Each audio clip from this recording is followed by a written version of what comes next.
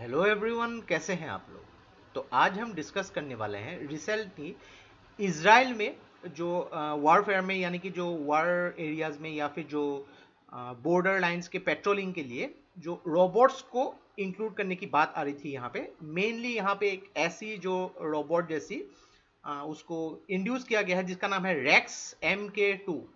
तो आज हम इसके बारे में डिस्कस करेंगे। रोबोट्स को अगर वॉरफेयर में इंक्लूड किए गए तो उसके फेवर में कौन से आर्गुमेंट्स है, उसके अगेंस्ट में कौन से आर्गुमेंट्स है, भारत में क्या ऐसे प्रोविजंस रखे गए हैं आर्टिफिशियल इंटेलिजेंस के जरिए ही हो या फिर टेक्निकली, तो उसके बारे में भी डिस्कस करेंगे। तो देखिए, फ्रॉम डिफेंस पर्सपेक्टिव के हिसाब से बहुत ही इंपॉर्टेंट न्यूज़ होने वाली है। तो इस वीडियो को एंड तक बिल्कुल देखते रहिएगा। और इससे पहले अगर आप लोगों ने हमारे चैनल को अब तक सब्सक्राइब नहीं किया है तो इसको प्लीज़ सब्सक्राइब कर लीजिए, ताकि आने वाले ऐसे ही वीडियोज़ के नोटिफिकेशन इसी तरह आपको मिलते रहे। और इस वीडियो को जो नोट है आपको हमारी वेबसाइट में मिल जाएगी। नीचे डिस्क्रिप्शन में मैंने वेबसाइट का लिंक दे दिया है, वहाँ से आप उसको फॉलो कर सकते हैं। तो चलिए आज का वीडियो शुरू करते हैं। तो रिसेंटली इजराइल एरोस्पेस इंडस्ट्रीज ने एक रिमोट कंट्रोल्ड आर्म रोबोट जिसका नाम है रेक्स MK2, इसको जो है अनवील किया है। मेनली इसकी ऑब्जेक्टिव जो है बैटल जोन्स को पेट्रोलिंग करना, अलग अलग जो इन्फ्लेटेटर्स आती है उससे रिलेटेड, या फिर जरूरत पड़ने पे ये ओपन फायरिंग भी कर सकती है।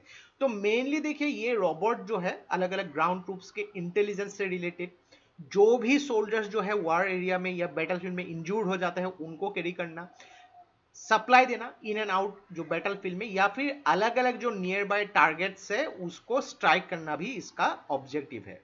तो मेनली देखिए, ये रोबोट जो है एक जैगुआर, जो आप देखे हैं अभी थंबनेल पे, एक जैगुआर के साथ इंस्टॉल है, जो मेनली गाजा स्ट्रिप है। गाजा स्ट्रिप से रिलेटेड यहाँ पे उसकी एरिया को पेट्रोलिंग करने के लिए अभी इंड्यूस की गई है।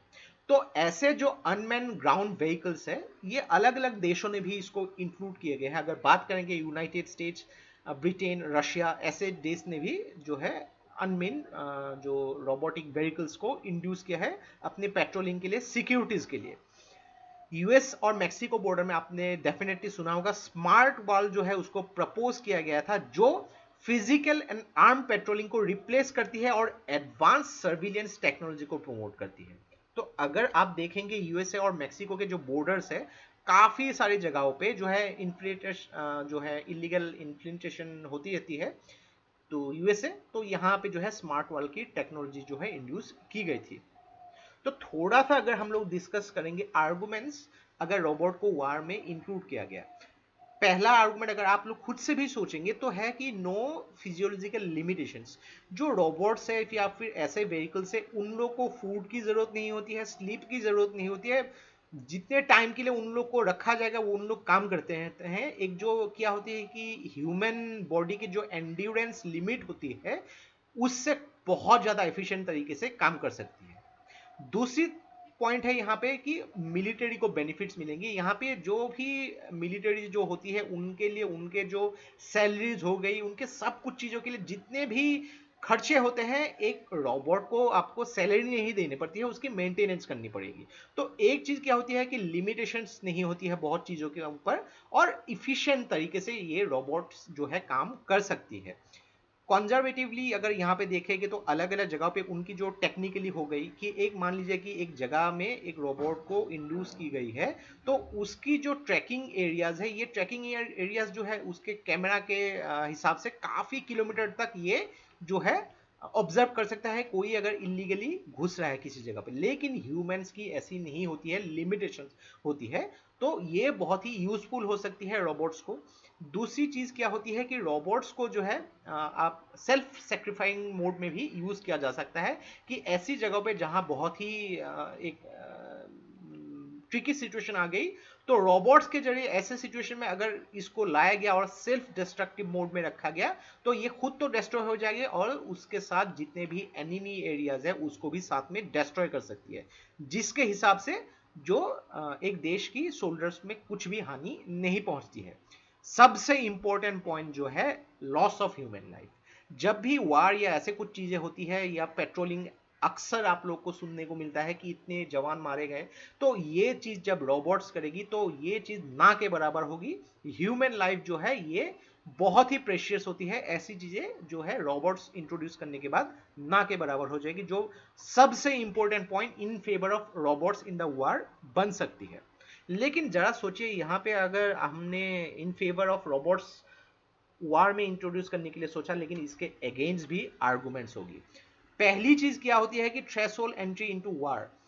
जब भी ऐसे रोबोट्स के जरिए ये बेनिफिट मिलने लगेगी कि रोबोट्स बहुत इफिशिएंट तरीके से काम करती है, ओपोजिशन पार्टी भी उसको इंट्रोड्यूस करने की कोशिश करेगी, तो ऐसा एक प्रोविजन बन सकती है कि वार बहुत ही फ्रीक्वेंटली हो सकती है। अनमैन वार या फिर जो रिमोट कंट्रोल वार रोबोट्स के जरिए यहाँ पे यूज किया जा सकता है, ये पॉसिबिलिटी बढ़ सकती है।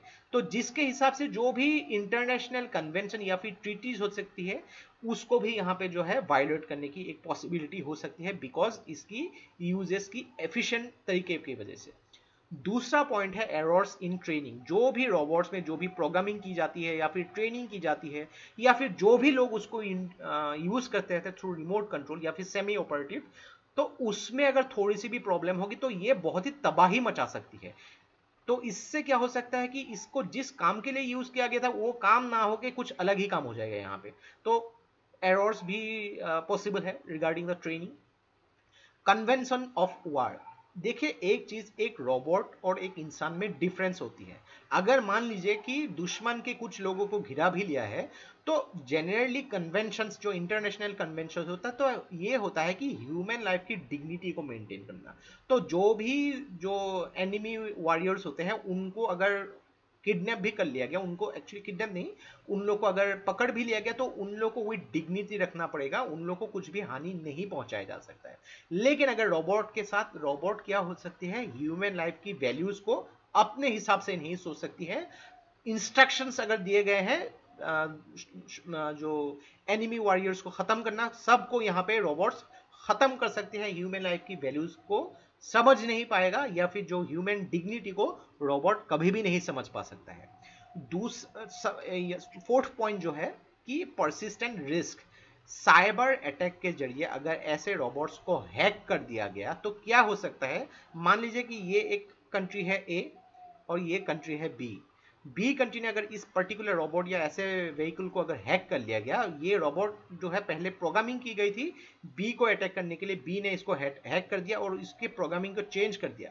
अभी ये रोबोट खुद ही ए को अटैक कर सकती है, तो जिस वजह से इसको इंड्यूस किया गया था उसका ओपोजिट रिजल्ट आ सकता है। तो इसके अगेंस्ट में भी काफी सारे पॉइंट्स है, इसीलिए बहुत सारे ऐसे चीजों की वजह से रोबोट को अभी तक यूज बहुत ही कम मात्रा में किया गया है, कि उसको पेट्रोलिंग के लिए तो ठीक है, लेकिन वार्स में इंट्रोड्यूस नहीं किया गया है।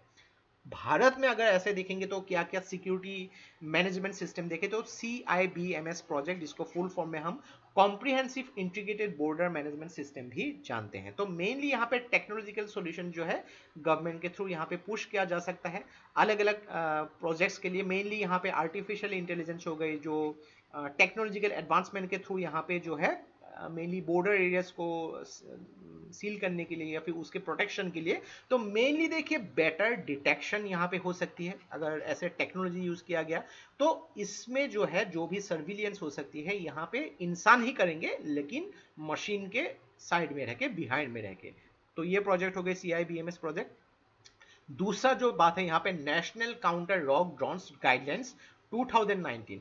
तो इसमें काफी सारे गाइडलाइंस या प्रिंसिपल्स मेंशन की गई है, जो रग ड्रोन्स जो है उसको इंड्यूस किया जाता है, ताकि यहाँ पे ड्रोन्स के जरिए कोई भी अगर इलीगली घुसपैठ जो है उसको डिटेक्ट किया जा सकता है। या फिर ऐसे भी टेक्नोलॉजी है कि जिसके जरिए अगर रात में भी इलीगली इन्फ्लिंटेशन हो गई यहाँ पे, तो इंसानों की जो हीट जो है, बॉडी हीट को यहाँ पे डिटेक्ट करके इंफ्रारेड रे के थ्रू यहाँ पे डिटेक्ट किया जा सकता है। तो अलग अलग जगह, जैसे कि न्यूक्लियर पावर प्लांट हो गई, यहाँ पे मिलिट्री बेसिस में भी इसका यूज किया जा सकता है। तो ऐसे पॉइंट जो है अगर एग्जाम्स में आप लिखेंगे तो काफी आपको अच्छे मार्क्स मिलने की पॉसिबिलिटी है।